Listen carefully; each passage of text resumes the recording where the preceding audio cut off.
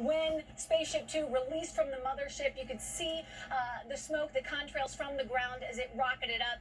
Everybody on the ground here cheering, and now this spaceship is in the very capable hands of the two pilots on board this flight. Dave McKay, Michael Masuki, this is what they have trained their entire lives for. These are two very highly trained test pilots. They have been with Virgin Galactic for quite some time. They are responsible for the company's founder, Richard Branson, achieving his lifelong dream of reaching space. And Richard Branson becoming the first of the billionaire space barons to make it into space on a ship that he funded and helped develop. You just have to wonder how excited he must be feeling right now as he approaches Virgin Galactic, few nous minutes joué. of Nous weightlessness. Virgin Galactic, elle prend tout bas, elle est pas take over bagage, ça ne tape joué. Bon, il est en droit à la.